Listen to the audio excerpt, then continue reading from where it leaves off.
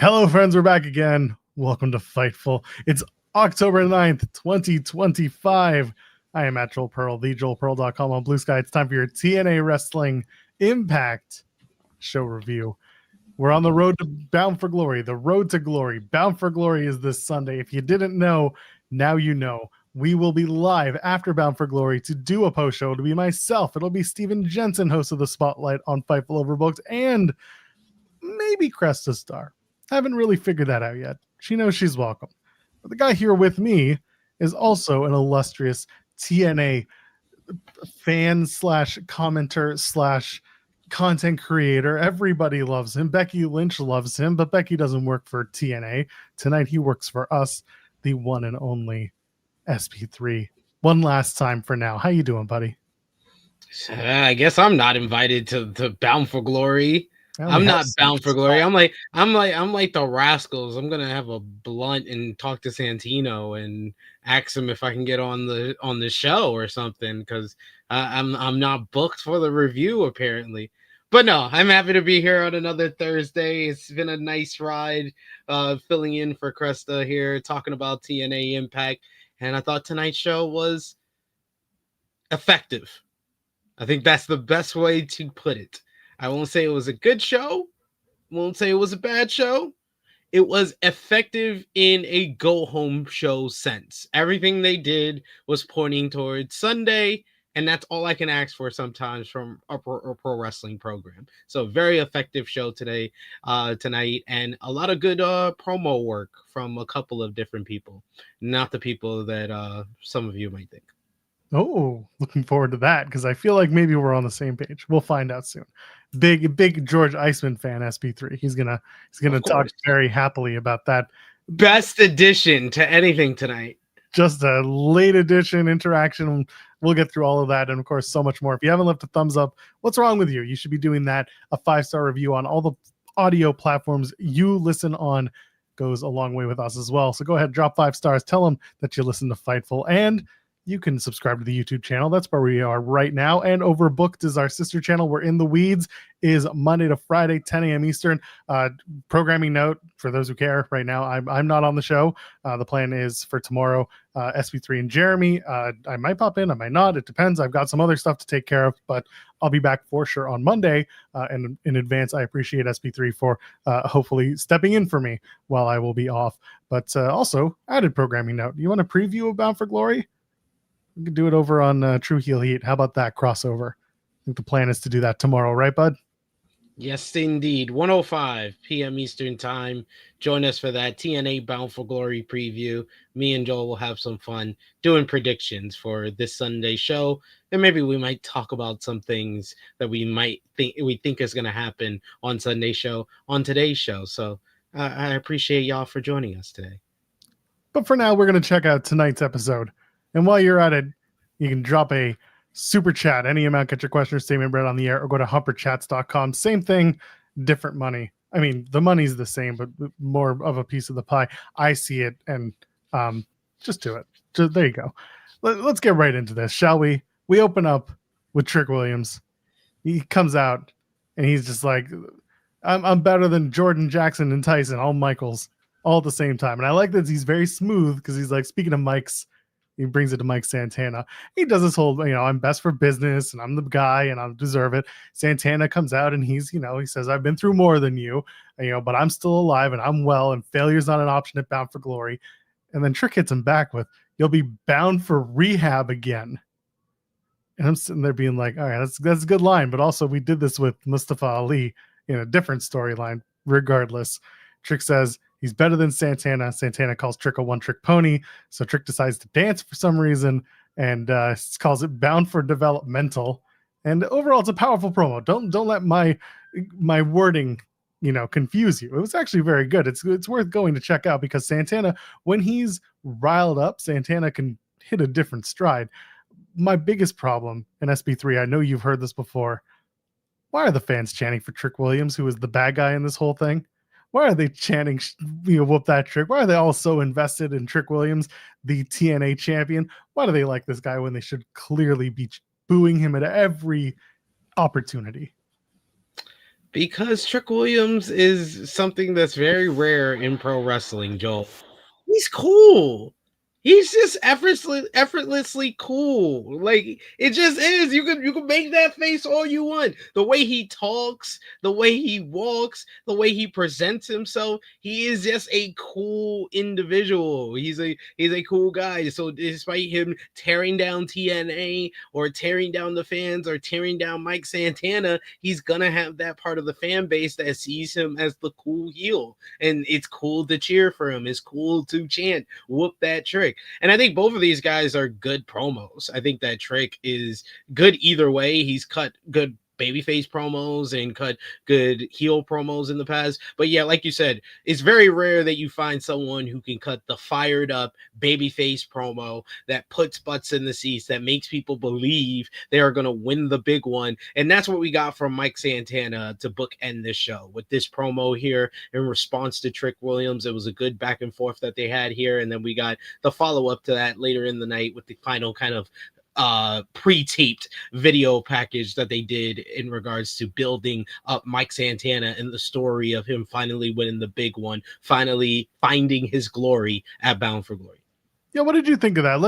We'll get into that because there was a match that was technically the main event, a no disqualification match, but because they had time left over, there was some things that didn't make tapings because one was an injury that kind of took things out, and just other things that came up along the way that took away from being able to do added to tapings. So we end it with a pre-tape, and it's the Mike Santana Road to Glory. I guess this is part 3 or the addendum, whatever it is, and it's Santana sitting down in a room somewhere with photos of his family, his loved ones surrounding him. It's very strange. It's very surreal. You've got a Puerto Rican flag and a Mexican flag next to each other, and he sits down and he opens up a letter, and the letter from all people is from Konnan, which makes sense because of their time in LAX, and they worked together in TNA and in Impact. So like it's a good callback. And Konnan basically does his whole "you're the guy, I love you, you're my wrestling son." You know, he uses my favorite Konnanism. Do you know what it is? Well, go ahead. I want to hear you say it. You're a scarecrow and you're outstanding in your field. Because if you can ever use that, Konnan, so here's the story. They did the AAA show, the first one that they did with WWE, and I missed like the first 15 minutes. So as I'm catching up, I sent a tweet. I was just like, hey, has Konnan made the outstanding in our field scarecrow reference yet? 3 people immediately were like, yeah, like in the first 5 minutes. I'm like, Konnan. my favorite. He's got his isms. Like he knows how to drop in his little gems. Him and Booker T, they're very known for their catchphrases and their little phrase and their little gems that they drop when they're cutting a promo or on commentary, or I guess writing a letter in Konnan's case. But this is not what I expected. I was hoping when I saw the LAX sign and I saw all the pictures, I was hoping for Homicide, but I know that probably Homicide, the last time I saw him, it was at Ring of Honor at Hammerstein Ballroom last year. So he's good with AEW and that side. So maybe he's not so good with this side. I don't know. Maybe he couldn't make it work or anything. And it was easier to get Konnan for a voiceover, but this was nice use of Santana's history. And I thought that Konnan did a good job of kind of like narrating and telling the journey in like 2-3 minutes of Santana, 17 years in the business, came into TNA with LAX, was a tag team guy. He was away for all this time, came back, and they accepted him on his own as a single star. And now he could finally win the big one, join Pedro Morales, Eddie, and Ray as one of the all-time greats, one of the Latino world champions. So it was very well done by Konnan here. He's better on a voiceover, well prepared with a pre-written script than commentary. I'll give him that. Can I tell you something? Can I tell you something? Can I say something? Can I say something, Joe? Can I say something? I hope he's a guest ref, or not guest ref. I hope he's a guest commentator for that match. Yeah, he should be the guest commentator for that match. He just says he's just saying Tom. Can I say something? Can I say something? Zeno Hour adding in, he only needed to say, do you listen to the podcast? And I think it was actually in the PS. They just cut it out from the original. It's just, he does this whole 4-minute, this is your career and this is why you need the championship, blah, blah, blah. And then at the end is like, oh, and PS, do you listen to my podcast? And Santana's just like, man. Like, oh, God, man. I ain't listening to no damn podcast.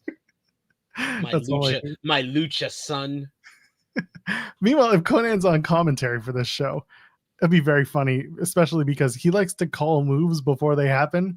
He gets the setup and he's just like, oh, he's gonna go for that rolling buck 50 here. And then he does. So yeah, it's like, the match, Conan. Damn, why would you know? It's like you're the producer or something. What's going on here? This is so weird. But no, they have written the story. They just have to stick the landing. It feels like they have set it up for Mike Santana to win the big one, despite how I felt on Tuesday at the end of NXT Showdown when Mike Santana pinned Ricky Saints. I was like, oh man, there ain't no way he's winning that Bound for Glory now. But I feel like TNA, they kind of have booked themselves into a corner where they are going to let down, and we're going to get the same type of reception that we got at Slammiversary if Trick is able to walk out with the title. And it should be mentioned as well that commentary confirmed that Trick versus Santana is the main event of Bound for Glory.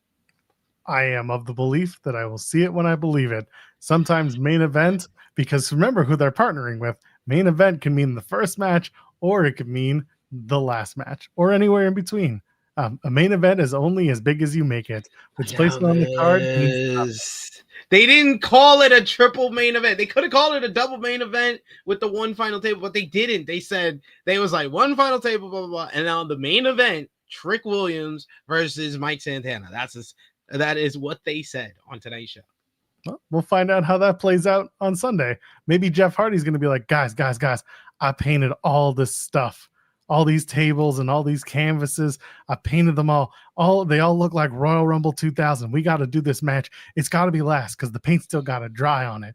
And then Carlos is like, anything you want, big dog, big J, let's go. That's how it works. I would be so disgusted if one final table is the main event on Sunday. I'm gonna be disgusted with TNA. I'm gonna be preemptively disappointed at TNA. Yeah, there are other things to get preemptively disappointed about. C. Delgado sends a super chat saying, so are they going to mess this up on Sunday and close with the rest home abuse tag match? Goddamn.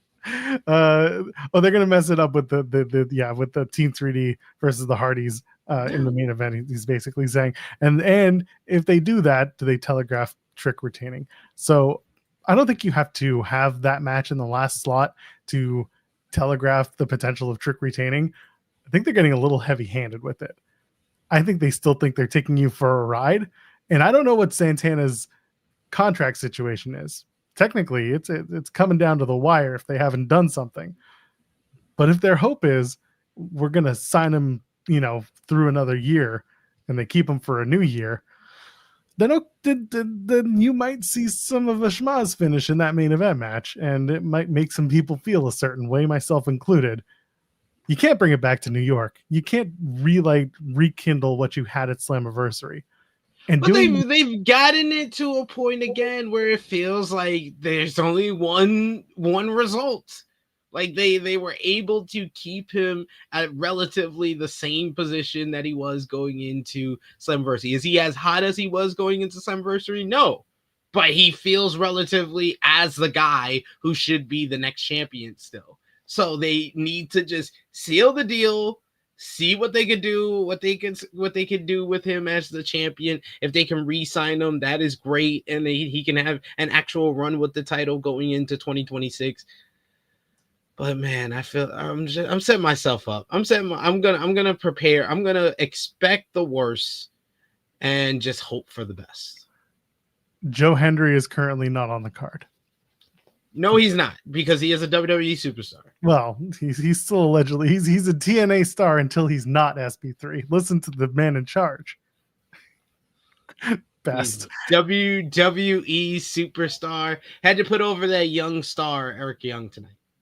Oh, yes, we'll get to that. Tessa had her comments last week along with Gia Miller. This was Gia Miller's response promo, which I thought was actually really good again. She basically says, Tessa held her down when she went to the George South School of Wrestling. And then she also says that she left the George South School of Wrestling to go find someone who's going to help her blaze the right path on her journey. So she found Action Mike Jackson School. And then she says she's not pathetic.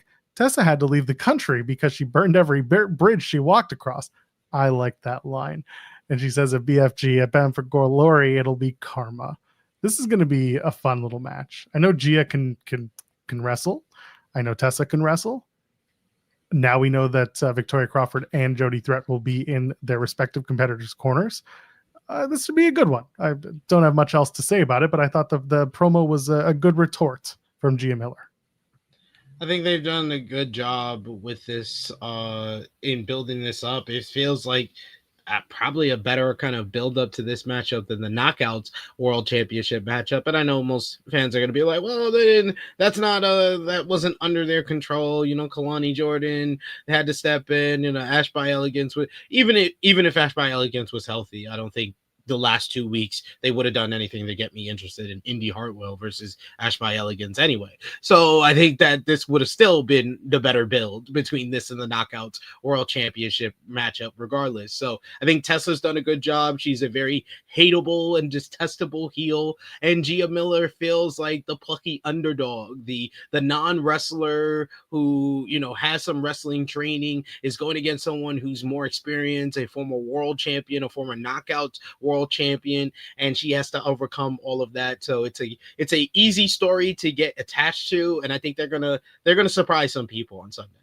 Yeah, I think so too. Again, not many people have seen Gia Miller do anything physical in the ring unless you're watching her make indie appearances, mostly with Wrestling Revolver. So a lot of people found out that she went to a wrestling school and trained last week. They found out for the first time that she has done training. So I'm looking forward to it. But of course, if you subscribe to Fightful Select, the best $5.99 in the business, you would know that we have been talking about this match and the possibility of it for a while, and the fact that Gia had been training recently to get into the ring and have a match. So again, if you don't get information like that at Fightful Select, maybe you want to hear about the new Knockouts Tag Team Champions, the inspiration, Kelani Jordan's favorite tag team, the one that she spoiled anyway, they are currently up for contract renewal, and Bound for Glory, it seems to be the end date, but they are hoping, they're hoping that they can keep the inspiration. They would like to retain them, but their contract as of right now is going to be up at Bound for Glory. Cedric Alexander, same thing. We reported Fightful Select, best $5 in the business, best $5.99 in the business. Get it in now. The prices might be going up, baby, but we got plenty of content all the time, and we got more contract news coming up. All right. Matt Cardona defeats Ryan Nemeth. Ain't much to say about this. The crowd's chanting Chelsea's husband. Nick trips up Cardona. They do a big over-the-top bump, because he gets kicked out by patrons of Ali, the referee. Ryan complains. Matt hits a sack rider, gets the win. Hooray. This was your mid-2000s Monday Night Raw match that you would have saw in like the middle of the second or first hour. Yeah, it was kind of just here. It was to build up this whole rivalry that's going on between Cardona and Nemeth. I was surprised that they didn't get a match on Bound for Glory, and then I got the explanation for that is that both men are going to be in the Call Your Shot Gauntlet. So I think that's a nice use of their star power to kind of build up the Call Your Shot Gauntlet, put a couple of guys that have names that could be in there and that could potentially win, and they can also continue their rivalry through that matchup. So this was fine to continue this rivalry. I'm not that interested in it, but it was fine. Yeah, we'll see. I'm sure we'll see Cardona and Nemeth one more time too. Ryan Nemeth? No, Nick Nemeth. Oh, no, I know we're gonna get that. They have to do that. That feels like they're gonna save that to whatever the TNA Plus special is after Bound for Glory. No, not final. The other one, Turning Point. Yeah, the one in Orlando. So of course you got to do it in Orlando. Yeah, makes sense. The birthplace of the 50 billion Matt Cardona Nick Nemeth matches. The Rascals are in their treehouse. Zach's upset because Trey super kicked him in their match a couple weeks ago. Trey wants to get high and get over it because that's just what they do. They don't have a match to Bound for Glory, even though, by the way, the whole story going into the last show was that Santino had big plans for them and Jake something. Turns out the plans were nothing because that's not happening. And apparently Trey Miguel and Zachary Wentz, according to them in this promo, are in a contract here, so they got to stack bodies. Got to find out whether or not that's true because I don't know for sure what their contracts are like. I love Myron Reed being like, y'all got contracts? He deserves one. So they're high and they're going to go talk to Santino Marella. So can we get my man Myron some contract, man? I love these treehouse segments because they always give us at least one meta or real reference, one Easter egg, and that one was the Myron Reed doesn't have a contract while the other guys do, and he was like, "How'd you get a contract?" Office. So they have good chemistry together. It's nice and fun. They've gotten around making their references to the smoking of the ganja, so it's been fun. I enjoy these.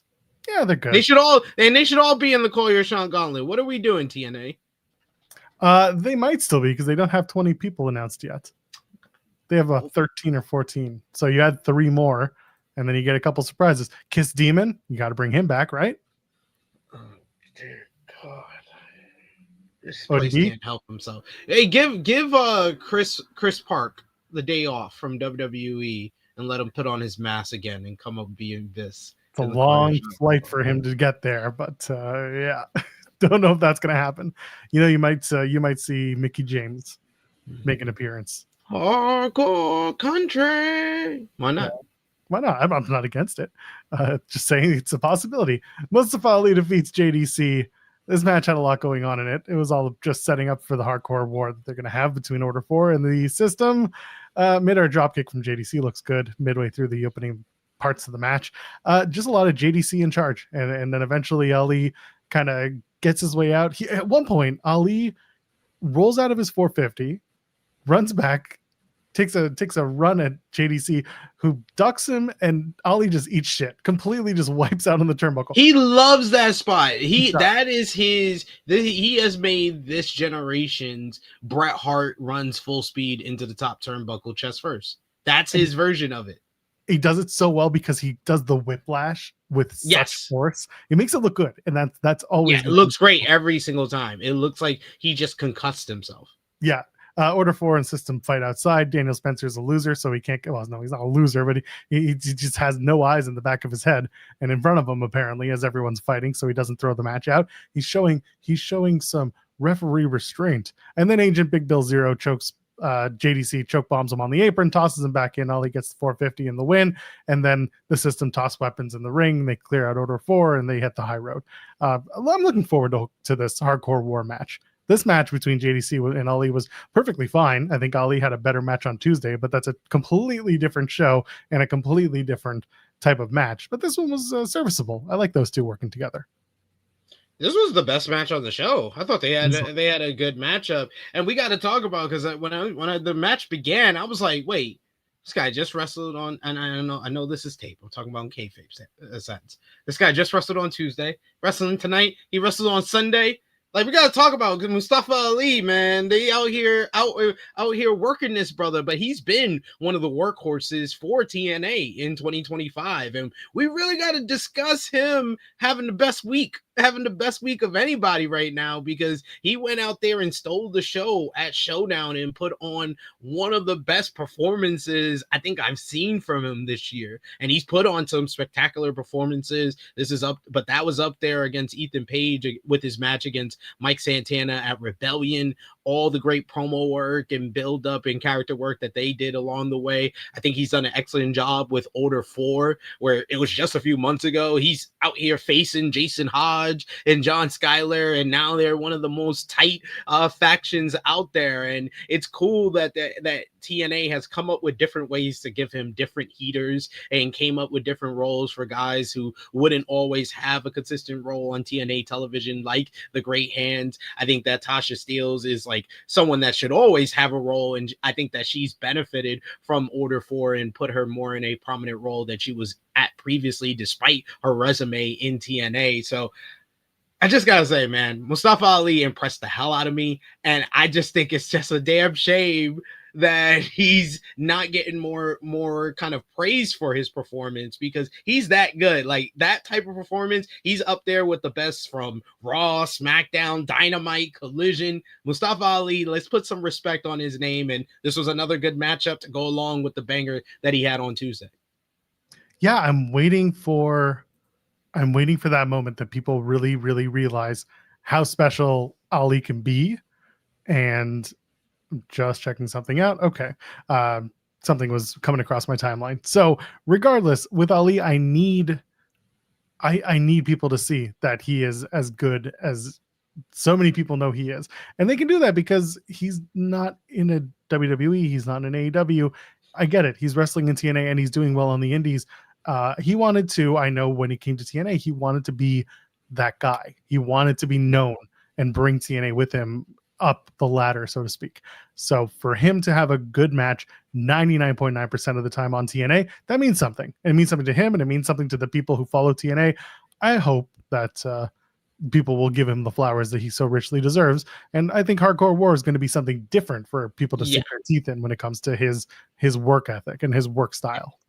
And he always delivers when the lights are on brightest. Like, his pay-per-view matches always deliver, whether it was Cedric Alexander at Slammiversary or the Mike Santana matches last year with Speedball Mike Bailey. He had a banger with Trent Seven at a time that a lot of people were down on Trent Seven last year. He delivered with him. I think he beat him with like a sharpshooter. I remember that matchup. So yeah, Mustafa Ali, doesn't matter who the opponent is, he's so good, and he checks the boxes all the way around because his character work is down. He could be a baby face or a heel. He's great in the ring. He's good on the mic. Like, he checks all the boxes. He looks like a superstar.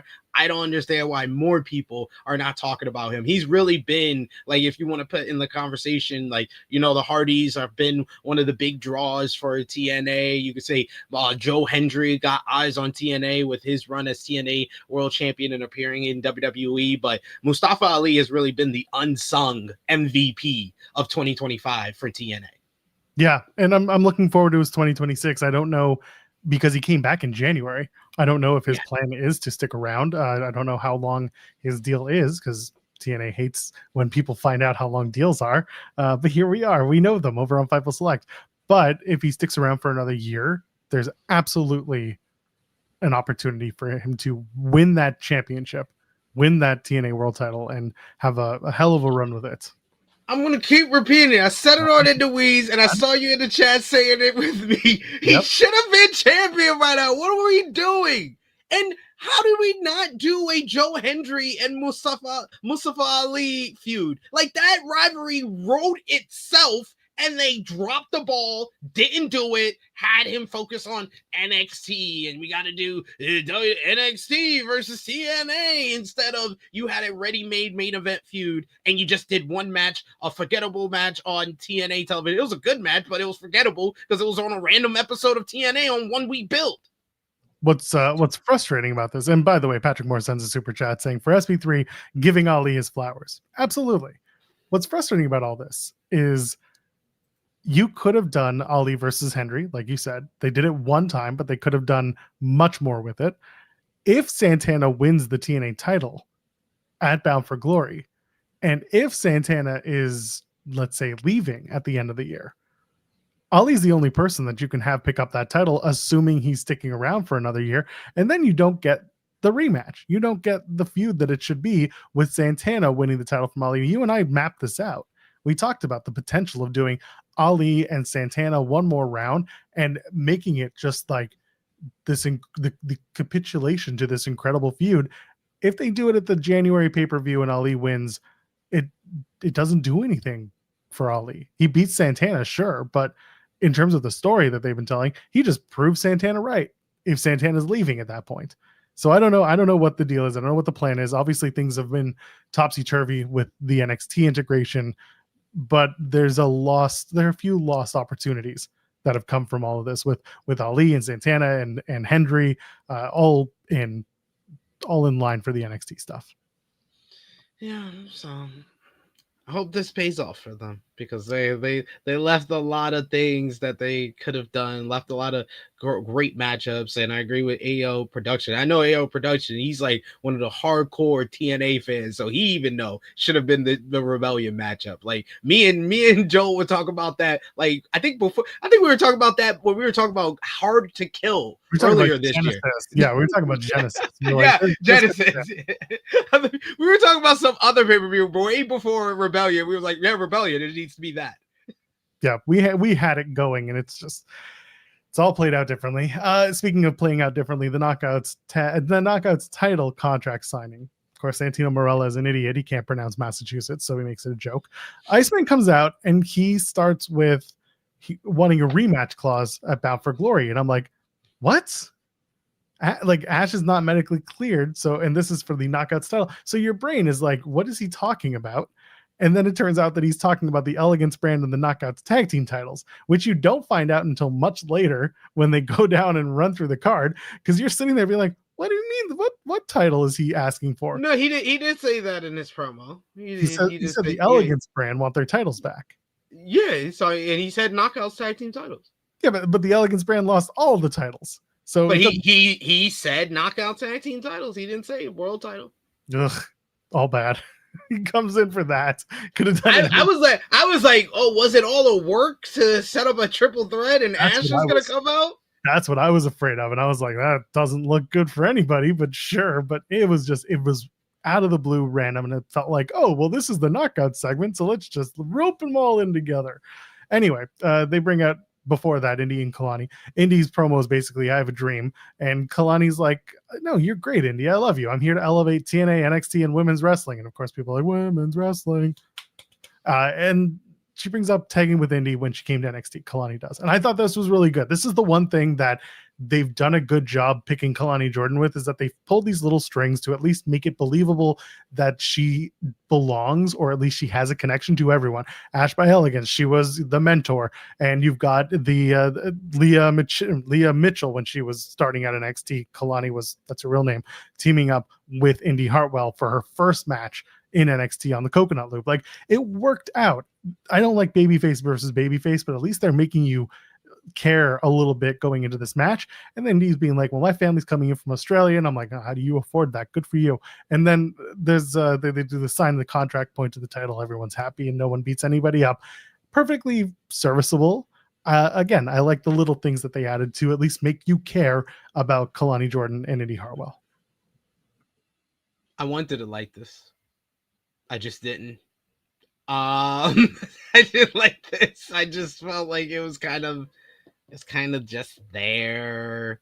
I wish we could have got a little bit more character, a little bit more tension being built between the two. I don't know what's not clicking with me and Indi Hartwell, because when she was talking, I'm just like, I'm not clicking. I don't feel the emotion. Whereas when Kelani was talking, I thought Kelani did really well here. Like, I remember when Kelani first started in NXT and she wasn't the best talker, but I think, I remember you and Jeremy, I think a couple of weeks ago, were talking about, oh, I thought Kelani turned heel or something like that, and then she didn't. But I think that whole character, when she was basically discovering a more aggressive side of herself, allowed her to find her real voice, and where it's just an extension of her real life self. And I thought that she handled herself very well. And she's kind of had the response to everybody that have kind of looked at her sideways, being an NXT star, holding the TNA Knockouts World Champion, being a babyface who's holding a different promotions championship. I think that she's handled all of that well on the mic with her responses here. So it was good. Yeah, it worked out. I still expect her to drop the title on Sunday, but that's just me. We'll see what happens. That first part of it, that's what made me not like it overall. I think it's Megan in the chat who says Kelani repeatedly interrupting Indi. That just makes me cringe. It does. And what it felt like she was trying to do was diffuse a situation, because Indi was like, I want to be jealous of you, but I can't because I respect you. And it felt like she was getting heated over nothing. And Kelani interrupting was her way of saying, like, Indi, we're cool, and here's why. So, I understand what they were trying to do, but I also get anyone's point of view. That's just like, why was she interrupting Indi? That's not what the heel does. They were trying to make it a little more real, but they did it in a way that felt a little like, trust me, shush. Yeah. We got it. So yeah, that's just kind of where I came from it. Leon Slater, I don't really want to talk about this, the Team 3D Hardies video that they ran for 10 minutes. It's that sucked. No, I'm going to talk about it. All right. Oh my God. I hate this all. Why do I have to sit through 10 minutes of that? And then Mike Santana's cool video at the end only got like 5 minutes, but we get double the amount of time for the Hardies and the Dudleyz. And I'm sorry, they didn't say anything. I'm sorry, I don't care how much you want to tell me this is a dream match. I know there's people out there that actually think this is a dream match. What dream? Just turn on WWE Network, turn on Netflix, turn on Peacock, whatever streaming service you got with WWE, just turn it on and rewatch it. Because it's not gonna be as good as when you turn it on and rewatch it as it's gonna be on Sunday. Sunday's not gonna be like Royal Rumble 2000. Sunday's not gonna be like WrestleMania 2000. Sunday's not gonna be like WrestleMania 17. It's just not. It's just not. And I'm sorry, but Bully Ray saying that I'm gonna have when you have a tear in your eye watching this match, you know you were here for it. I was like, I will never cry for you. I will never cry. It doesn't matter what day it is. It doesn't matter what day it is. I will never cry tears of joy or tears of emotion watching Team 3D and the Hardies in 2025. I'm sorry. I was there live in 2014.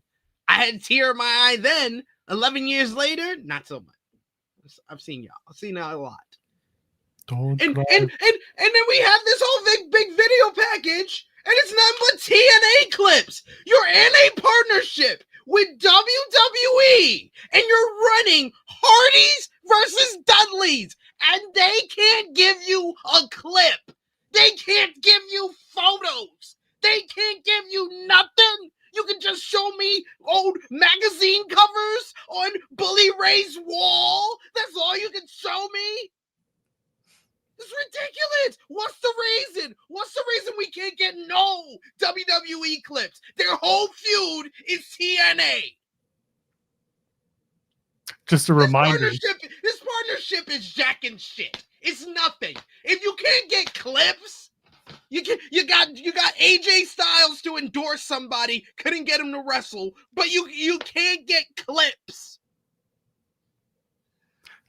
Anyway, there are more matches on the card, and they also didn't get any sort of reaction from Showdown, which they could have run. Instead, they had Tom Hannafin run through the card and the results. And instead of having, I don't know, one of the people who won a match, like Frankie Kazarian, run down Steve Macklin and be like, I won the match. Where were you? You're a piece of shit. We have a match on Sunday. I'm going to beat you, and I'm going to retain my international title. No, they couldn't do anything to build that match, which is one of the first ones they promoted when they ran down the card. So for me, that almost says that they're going to open the show with that, but we'll see. They could have gotten something from Showdown, some digital exclusive, something to run. And on top of it, why? There are a bunch of people, and there are people in the chat who are saying that they're excited for it. Good for you. I'm glad that you're going to enjoy this. I've seen people say, I'm only going to the show because of this match. And I'm like, all right, good for you. There were people who went to go see Sabu and Joey Janela, and they wanted to see Sabu in his last match. I was there, and I had my nostalgia run for it. I got to see all the ECW run-ins, the GCW run-ins. Like, that's what they need to do on Sunday, is a bunch of run-ins. Because otherwise... Rhino, Spike. Yeah, Spike, Rhino. Morishade coming out of the Collar Shot Gauntlet, I'm sure, will get involved. They'll do a bunch of callbacks, and people will be like, oh my God, it's 2001. Sure, it's fine. I'm not a fan of this. I don't think it needed any tag team titles. That's another thing that I've been very, very bullish on. You could have done this match as a respect match. It could have been a fun thing. Now you've got not only the TNA World Tag Team titles, but now you've added the NXT Tag Team titles.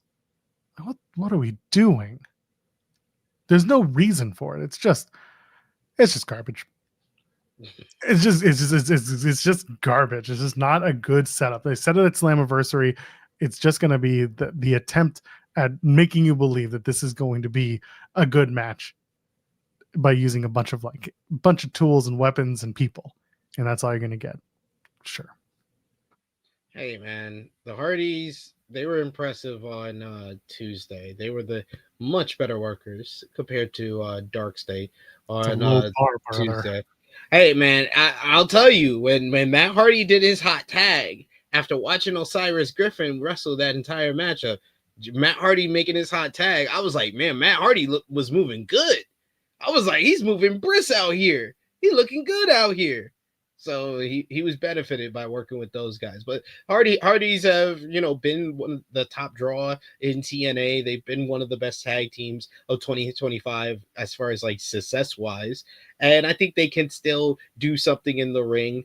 I think Bully Ray has surprised us before with Josh Alexander in 2023. So maybe he can have one more match left in the tank to do that again. It's really up to Devon Dudley. That's the question mark in all of this. Why we don't know how bad this can possibly be.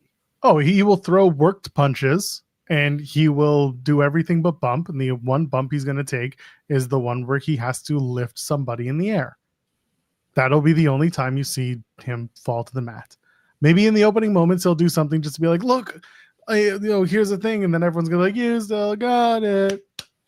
And we'll be like, yeah, but like, you gotta do the rest of it too. I don't expect much from Devon. I love that they're like, oh, they've all been cleared for this match. I'm like, what does that mean truly to be cleared for this match? Okay, Bioflex, let's see what you got. Again, my expectations are to the floor for this match. I'm very annoyed that it's still for 2 sets of tag team titles. Your developmental tag team titles and your TNA World Tag Team titles, they should not be on the line for this. And I've said it before and I'll say it again. Whoever wins, call your shot, and we'll run through who those people are. One of those people are going to be part of a tag team, and they are absolutely going to cash in on the winners and take at least one, if not both of those tag team titles. And that should just be the way it is. The Rascals. The Nemeths. Oh, the Rascals. That's a good one. They are not officially part of it, but feels like they will be. Let's talk about Leon Slater promo, because we went from one promo to another for whatever reason. Leon Slater is happy to be 21 and successful is basically what he's trying to say, while also saying, the legacy of the X Division title is important to me. He names a few of the people who have led the X Division in the past. And then he says, this title is proof that I'm good enough. I found my people. It's validation. He wants to win a Bound for Glory. It's a very solid go home promo. He's young. He's talented. He's got a great matchup ahead with Javon Evans. I'm looking forward to that match at Bound for Glory. I'm pretty sure everyone is. The promo was fine. It was a good go home promo. This was great. This is the best promo on the show. This is the one I was talking about earlier, the one I didn't expect to be the best promo on the show. This was the best promo on the show because Leon Slater has something that nobody else on this show has. An accent? Believability.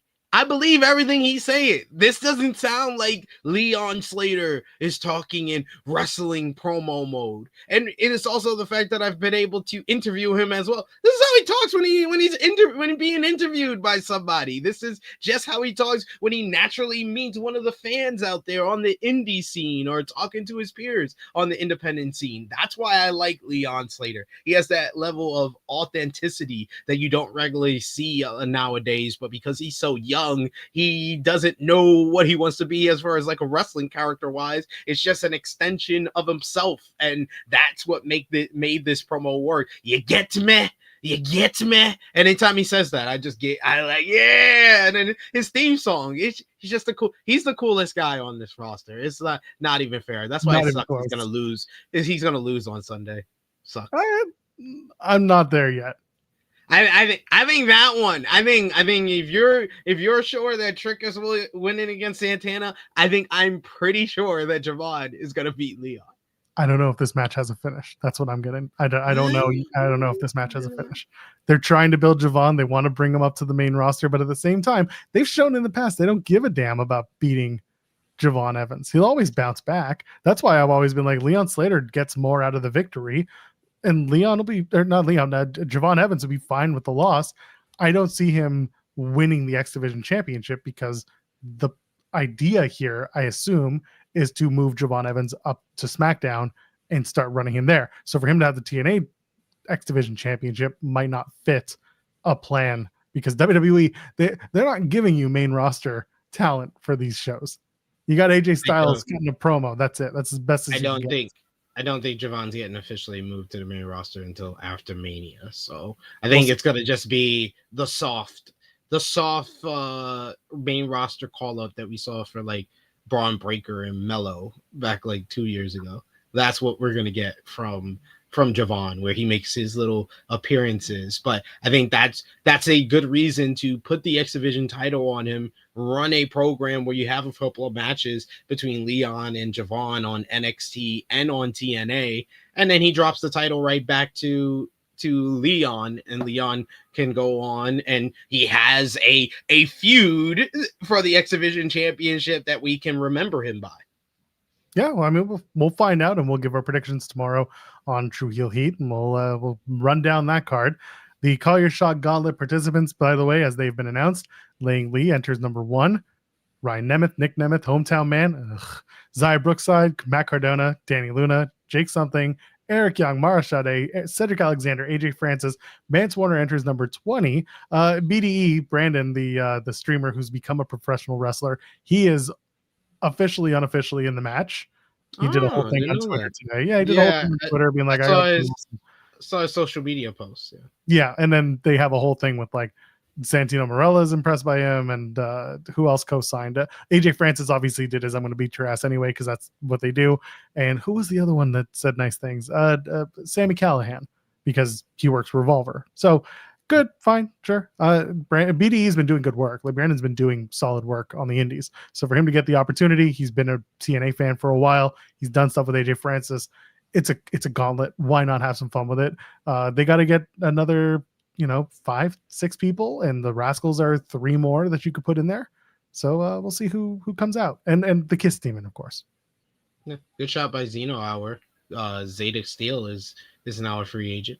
She has made reference before to being a TNA fan, so we're gonna find out if this is something she wants to do. A show up at Bound for Glory. She's no longer with the WWE ID program. Talk about that one tomorrow, I'm sure. Quite a few people leaving the ID program this week. Do we get the Good Brothers? The Good Brothers. The Good Brothers win the Call Your Shot Gauntlet and cash in on the winner of Hardies and Dudleyz. They walk out 4-time TNA World Tag Team Champion. 5 years ago, maybe.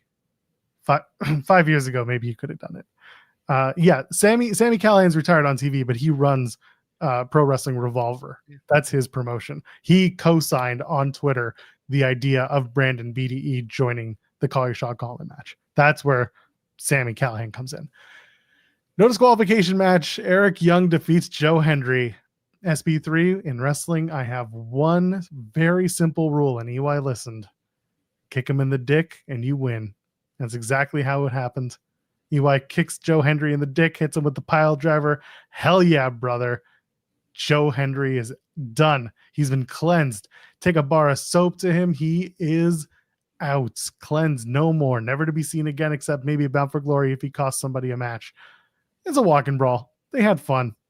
I really did see this as like Joe Hendry's swan song. They gave him the standing ovation at Victory Road, and everyone was like, what does this mean for Joe Hendry? Carlos Silva was like, he's with TNA until he's not. And I was like, well, it felt like tonight was probably, that's it. Hell, it might just be Eric Young's last match is going to be the new title for this video, but there we go. Joe Hendry's last match, ? Might be the video title. Anyway, I'm tired. What do you think? Okay. This match was solid enough. Yeah, it was a nice little walk-in brawl. They had some plunder towards the end. They made it more of like a physical kind of hard-hitting matchup early on, and then they added the plunder towards the end of the matchup.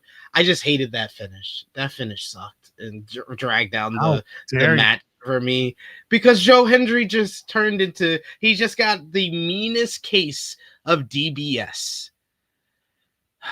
Dumb babyface syndrome. Oh, dick beatdown syndrome.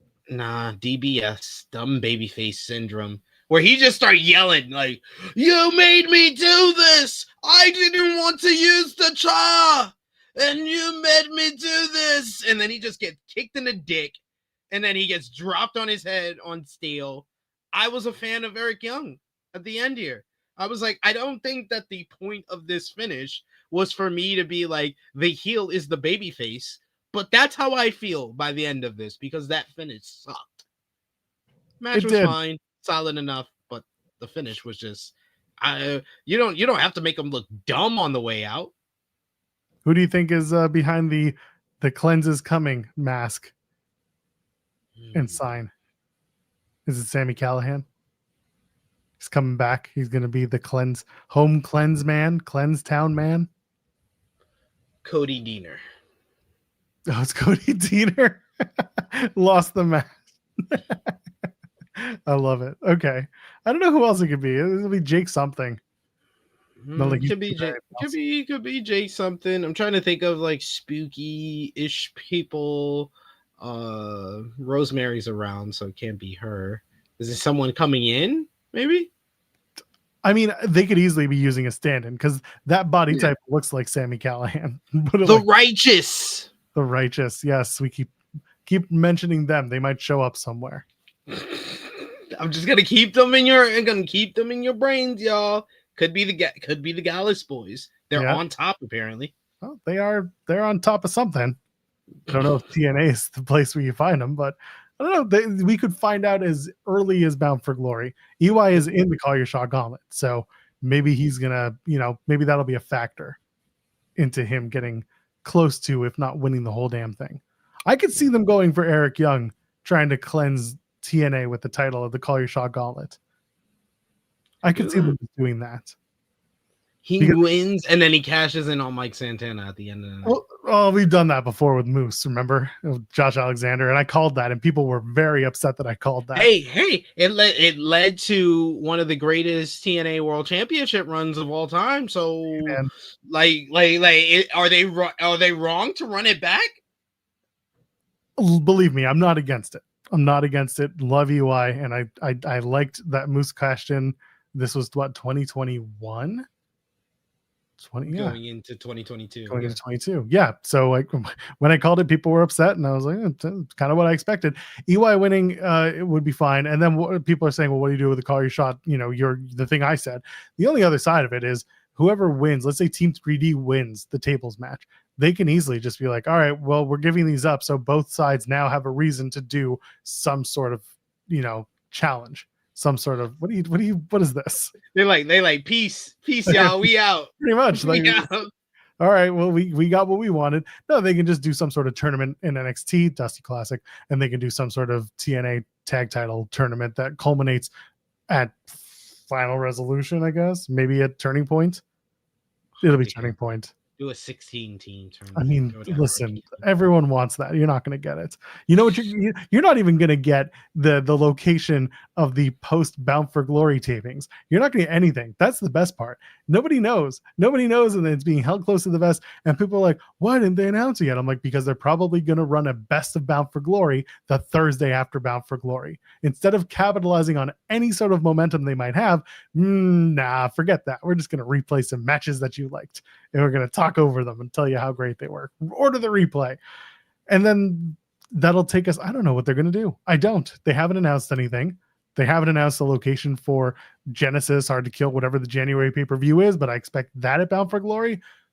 But we still don't know. The 4 weeks between Turning Point and Bound for Glory, nothing's official. Nothing's been announced. Are they going to start running a double tapings with NXT? Is that what we're going to do? We're going to go to Full Sail? Do that. I don't know. I know how December looks. I know how November looks. Do not know how the rest of October looks. It's going to be strange, but we're going to be here Sunday night talking about Bound for Glory. You won't be here, SB3. I'm sorry. You'll be doing your own thing. But myself, Steven Jensen, Cresta Star, maybe Cresta. We'll see. We'll be talking about the show. But SB3 has plenty going on. Why don't you plug what you got? I'm not busy at all. Joel just doesn't want to invite me to do the Bound for Glory review. He doesn't want to hear me rant about the Dudleys versus the Hardies again. But we're gonna start at like 11:45 on a Sunday. On a Sunday, SP3. I get that it's a holiday Monday for y'all. It's a holiday Monday here too. It's Canadian Thanksgiving on the Monday. But I don't want to do a 2-hour post show. I love y'all, but I don't like I got a kid. The kid wakes up. He was up at 5:30 this morning. You know what that's like? That's hell. That's hell when you go to bed at 11. How dare you ask me if I know what that's like? I was asking the royal. I was asking the audience. Point is, as much as I appreciate you and your ranting, I sure as shit don't want to do a 2.5-hour post show on Bound for Glory if I can help it. An hour 30 tops. That's my top out, especially when it's that late and y'all have already watched the product. And y'all let Joe know in the comments. Free SP3. That will hashtag free SP3 in the comments to let us know you made it this far into the review and to let us know you want SP3 on the Bound for Glory post show. It won't get me on the post show, but it will send a message. That's what I want. I want y'all to send a message in the comments. But you can follow me in the Twitter machine at True Hill SP3. I will be live tomorrow on the True Hill Wrestling YouTube channel with Joel Pearl at 1:05 p.m. Eastern Time for the TNA Bound for Glory preview, where we give our predictions for this Sunday's card. But I will also be on Fightful Overbook 10 a.m. Eastern Time with Jeremy Lambert for In the Weeds. So join us for that. And also on Saturday, I'll be reviewing Crown Jewel, probably Saturday afternoon after it goes off in the morning.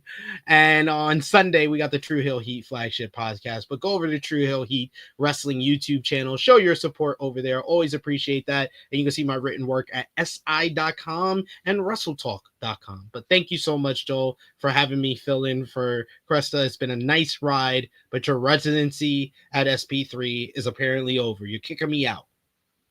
Listen, man, we got to tighten our belts here at Fightful. We got to start paying people for their work, but sometimes you just need some solo content. I don't even know what's going to happen tomorrow. There'll be plenty of rants on ITW, plenty to give, plenty for y'all to go check out. So on your way out of this one, leave a thumbs up on the video, audio 5 stars. Tell them how much you love this show. Tell them how much you love all the shows. Go subscribe to Fightful Select. Till then, we'll be back. Well, we'll be back for post SmackDown and all the other Crown Jewel and all the other WWE stuff, but we'll be back for Bound for Glory, most importantly, on Sunday. Ladies, gentlemen, friends beyond the binary. See you next one. Oh.